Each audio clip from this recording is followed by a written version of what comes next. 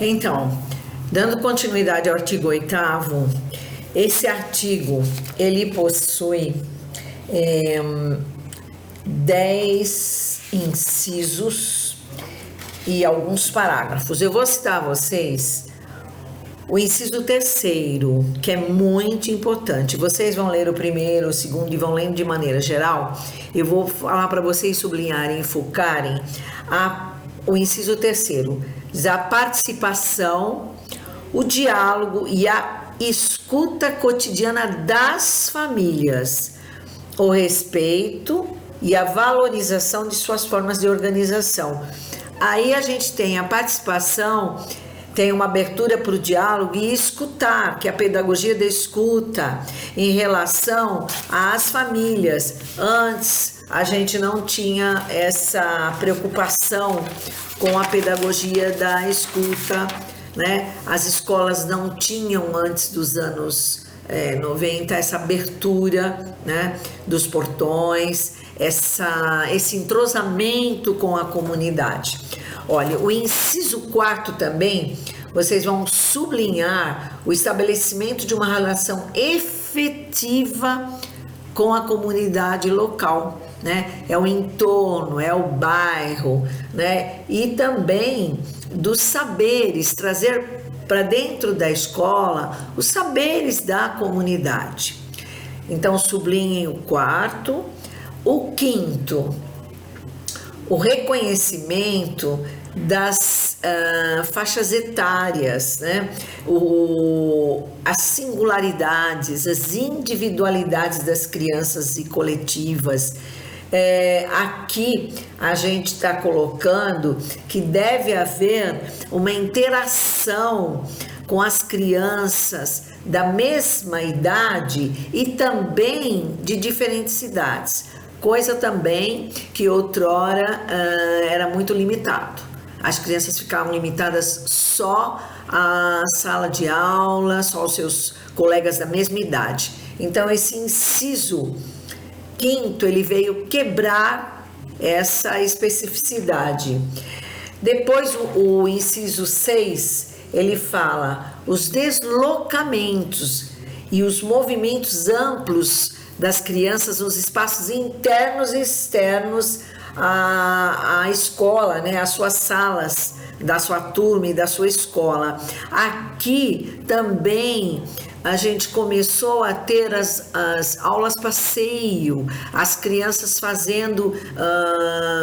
tendo aulas em espaços não escolares, né? Indo muitas vezes ao zoológico, ao museu, enfim, ao teatro. Então, quando a criança da creche, da pré-escola, também começaram a ter esse direito, né, a partir desse artigo 8º, com os deslocamentos. Sublinhe aí.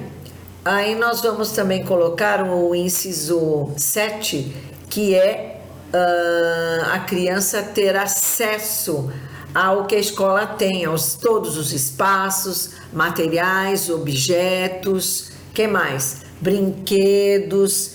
E o mais importante, começou aí fortemente a inclusão, né? O que nós temos aí para acessibilidade? Instrução para as crianças com deficiências, com os transtornos globais de desenvolvimento, altas habilidades, a superdotação.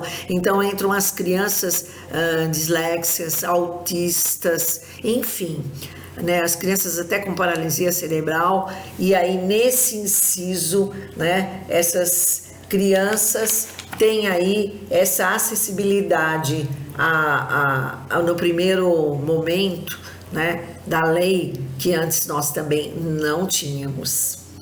O inciso 8, né, ele diz assim: a apropriação pelas crianças das contribuições históricos culturais dos povos indígenas, afrodescendentes, asiáticos, europeus e de outros países da América. Aí já a gente vai entrar também com o multiculturalismo, o respeito à diversidade. Hoje nós temos crianças nas nossas creches, né, no nosso município e em outros tantos, e aqui principalmente em São Paulo, crianças bolivianos, peruanos, paraguaios, chineses, enfim, nós temos crianças de outros países, né? Então, este inciso pede-se esse reconhecimento e também com os afrodescendentes e indígenas, esse reconhecimento, e também vocês vão ver no 9 o reconhecimento e o combate à discriminação e ao racismo, super importante. Então o 9 diz o reconhecimento, a valorização, o respeito e a interação das crianças com as histórias e as culturas africanas, afro-brasileiras, bem como o combate ao racismo e à discriminação. Outro ponto forte entra nesse artigo 8º, que é o combate à discriminação e ao racismo, que antes também, bem antes dessa da Constituição em 88, não se tocava no assunto. Então hoje, com as diretrizes, nós temos tudo isso assegurado para a primeira etapa da educação básica. E por aí vai indo, esse artigo 8º é bem recheado de novidades na lei, né? Como, por exemplo, verifiquem o parágrafo 3º do inciso 10. Ele vai dizer: as propostas pedagógicas, podem sublinhar, da educação infantil, das crianças, filhas de agricultores, familiares, extrativistas, pescadores artesanais, ribeirinhos, assentados e acampados da reforma agrária, quilombolas, caiçaras, povos da florestas devem. Aí nós vamos entrar no parágrafo 3º, o inciso 1. Reconhecer, sublinhando aí, gente, os modos próprios de vida no campo como fundamentais para a constituição da identidade das crianças moradoras em territórios rurais.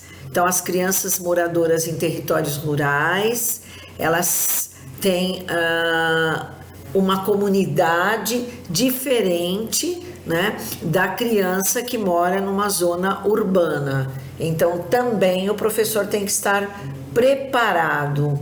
E nesses outros incisos desse parágrafo 3º, o 2, o 3, o 4, vocês vão ler. O 5 é estar juntando toda essa novidade de adaptar a realidade da criança que mora no campo ou na zona fluvial, flexibilizar os calendários, né, de acordo com os trabalhos dessas populações, dessa comunidade, dos pais, respeitar também a cultura, né, que trazem essas populações, que são tradições diferentes, e as práticas, né, nessas regiões aí, ambientalmente sustentáveis. Então, depois disso, nós vamos passar para um artigo importantíssimo, na minha opinião, nas DCNIs, e vocês vão verificar por que é o artigo 9º. O artigo 9º não é só porque a professora cai no concurso, por isso é importante, não. O artigo 9º, e vocês depois vão fazer comigo alguns exercícios, nós vamos trabalhar isso no presencial, é sobre as práticas pedagógicas que compõem a proposta curricular da educação infantil. Aí ela diz assim: Vocês já escutaram isso mais do que uma vez, né? Escutaram no vídeo que eu postei, estão lendo, eu estou reiterando o que dizem da proposta pedagógica fortemente. Quais os eixos que ela deve ter? Os eixos norteadores, né, da proposta da educação infantil são o quê? Todo mundo já sabe, as interações e as brincadeiras, no caso assim, as interações garantindo experiências que, aí no artigo 9º, nós teremos também 12 incisos, cada um deles explicando como ter esses eixos norteadores de interações e brincadeira, né? Nós temos o inciso 1º, vocês vão sublinhar o que ele deve promover, sublinhando, gente, colocando 3 asteriscos no artigo 9º. Esse primeiro inciso, promovam o conhecimento de si e do mundo. Por meio de quê? De experiências. Que experiências? Está lá, sensoriais, expressivas, corporais, que possam possibilitar, né, a movimentação ampla, que é a expressão da individualidade e respeito pelos ritmos e desejos da criança. Então, o professor, de acordo com esse nosso inciso 1º do artigo 9º, ele tem que trabalhar respeitando a individualidade de cada criança. Saber que cada um é diferente do outro. Então, saber respeitar a criança, o seu ritmo, os seus desejos. Então, o professor tem que estar atento, né, para que ele possa ajudar essa criança dentro do seu próprio ritmo e de sua individualidade. No inciso 2, favoreçam a imersão, atenção aí, das crianças onde? Nas múltiplas linguagens, nas diferentes linguagens, de novo, e o domínio de vários gêneros e formas de expressão. Quais são as linguagens? De novo, nós temos as linguagem oral escrita, matemática, nós temos artes visuais, movimento, natureza e sociedade. Então, aqui chama atenção para isso, né? E o que fala das formas de expressão? Gestual, verbal, a plástica, onde entra artes, a dramática, onde entra artes visuais também, musical, né? A música, né? A professora falou agora mesmo e não colocou a música, que é importantíssima linguagem na educação infantil. Não devo dizer que é a mais importante, elas se complementam, porque a linguagem musical, ela vai precisar de todas as outras, né? Da linguagem oral, ela vai precisar de utilizar uma plástica, né? A dramática, a verbal e gestual. Então, ela engloba tudo isso. Então, o professor tem que estar preparado para que ele possa trabalhar com essas múltiplas linguagens. Depois nós temos, inciso 3, possibilitem as crianças o quê? Experiências de narrativas, de apreciação e interação com a linguagem oral e escrita e convívio, né? Com o quê? Suportes e gêneros textuais, orais e escritos. Então, a criança vai ter acesso não só à leitura, né? Não só à oralidade, o professor vai colocar ela com diversos gêneros, né, de suporte para trabalhar com ela linguagem oral e escrita. Em seguida, nós vamos ter o inciso 4, dizendo que as crianças recriem em contextos significativos para as crianças relações quantitativas. O que vai entrar aí, gente? Matemática vai entrar, medida, forma, espaço e tempo.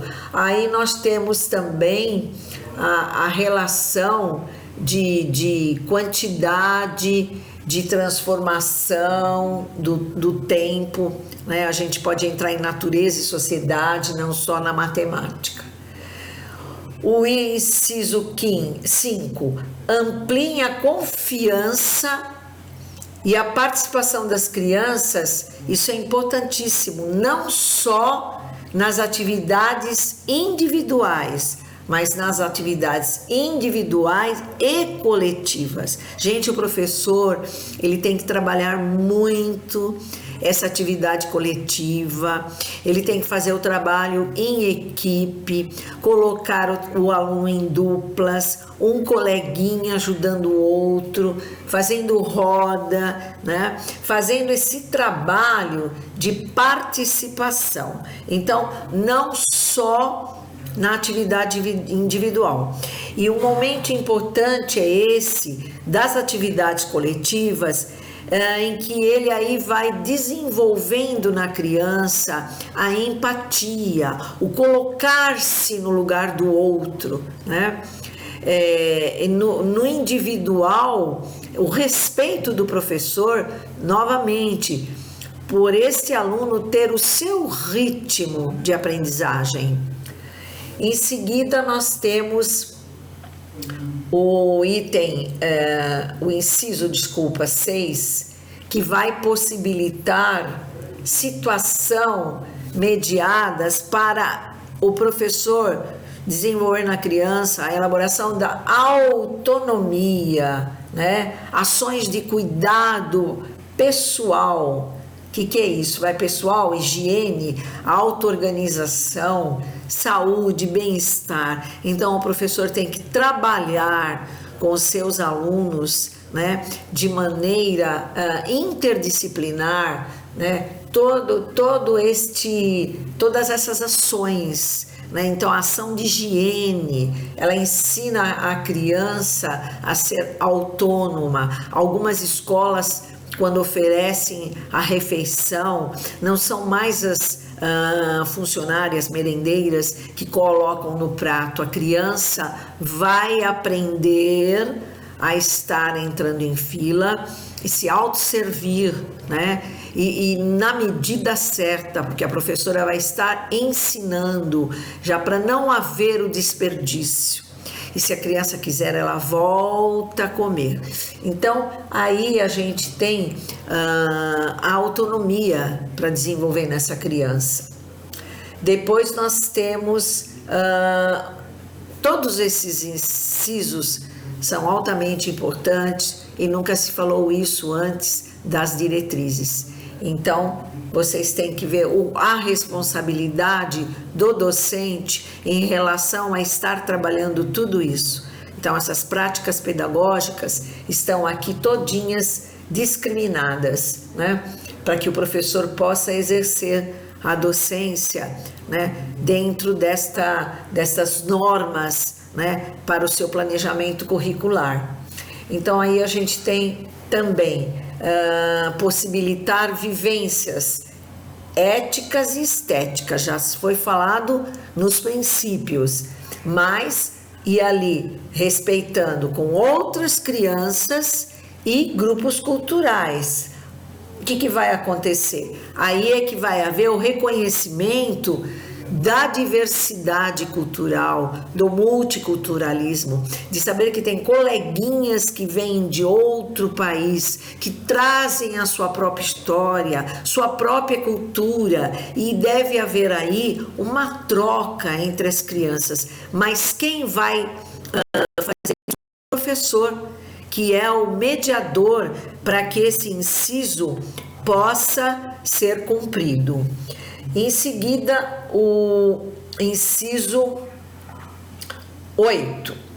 Incentivem a curiosidade, a exploração, o encantamento, o questionamento, a indagação e o conhecimento das crianças em relação ao que as cerca, ao mundo físico e social, ao tempo e à natureza, né? Ao mundo em que ela vive primeiro, a sua comunidade.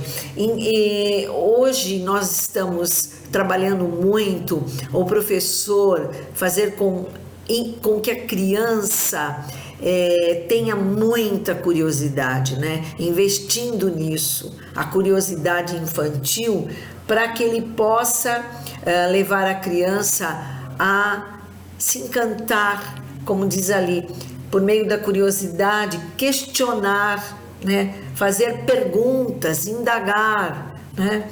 E aí ela vai em relação à vida, à natureza, à sociedade. Em seguida, o inciso 9. Vamos lá.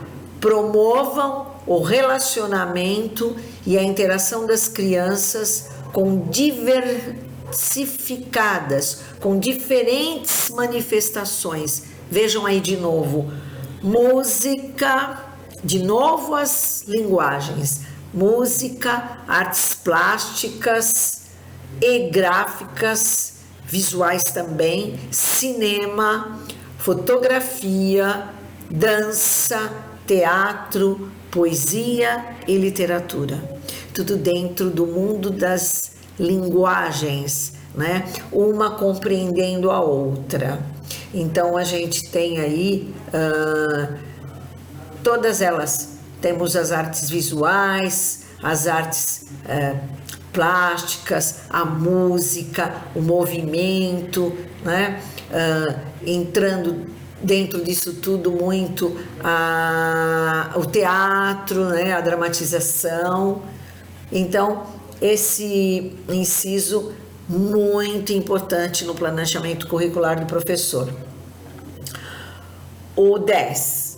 Promovam a interação. De novo, sempre a interação social, a interação com o outro. Lembrando que não é novidade, porque a nossa LDB, a nossa Lei de Diretrizes e Bases da Educação Nacional, ela é socio-interacionista, ela privilegia a relação do sujeito, né, com o outro. Então aqui ela está reforçando o que diz a LDB. Promovam a interação, o cuidado, a preservação e o conhecimento, vejam que forte, né? Nos dias de hoje, da biodiversidade e da sustentabilidade da vida na Terra, assim como o não desperdício dos recursos naturais. Aí, fortemente, entra um professor que deve trabalhar muito essas questões de natureza e da né? Ecodiversidade, esse professor que deve estar ensinando a criança, né, a não desperdiçar os recursos naturais, a preservação, né, do ambiente, enfim, é muito importante. Vejam como o professor tem que trabalhar em todas essas dimensões, que são vocês, né? Os nossos futuros professores, e sendo sempre interdisciplinares, né? Trabalhando as múltiplas linguagens ao mesmo tempo, sempre articuladas, e não perdendo de vista educar e cuidar, não só um e nem só o outro, né? Já foi falado e estou chamando a atenção novamente.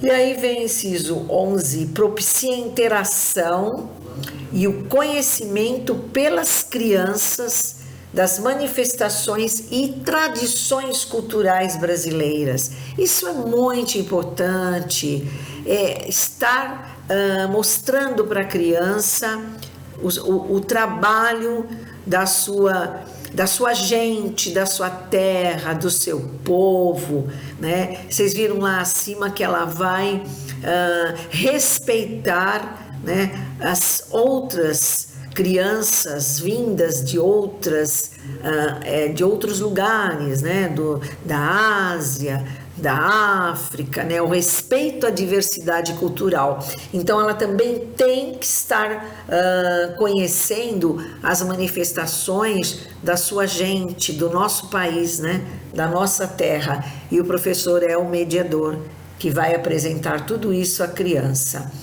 Depois, no 12, é a utilização, né, de gravadores, de projetores, hoje da tecnologia, da máquina fotográfica, enfim. O professor tem que garantir experiências, né, para que essas crianças também aprendam a aprender a utilização dessa tecnologia, né, estar trabalhando juntamente, né, com esses recursos tecnológicos. Aí,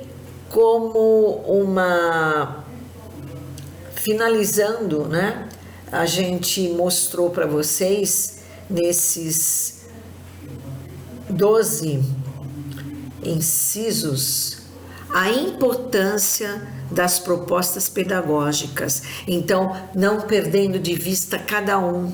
Vocês viram o quanto trabalho esse professor vai ter dentro do seu planejamento curricular, não podendo deixar de levar em conta nada disso. E aí, não podendo deixar de lado, né, perder de vista os eixos norteadores, né, das práticas pedagógicas que compõem a proposta curricular da educação infantil, que são o quê? De novo, as interações e as brincadeiras. Então, o artigo 9º mostra exatamente como deve ser trabalhado o currículo da educação infantil.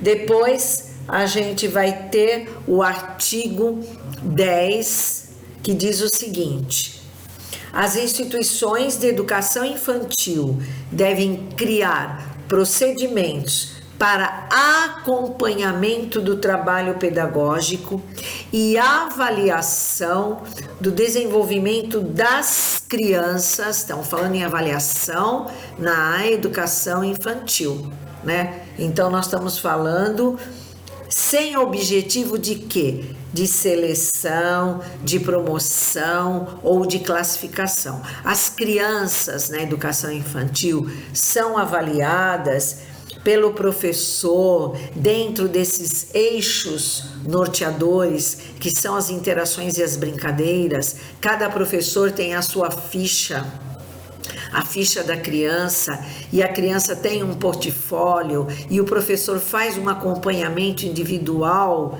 né, dentro de toda essa realidade. Então tá lá, ninguém vai promover o aluno para ensino fundamental, isso não existe.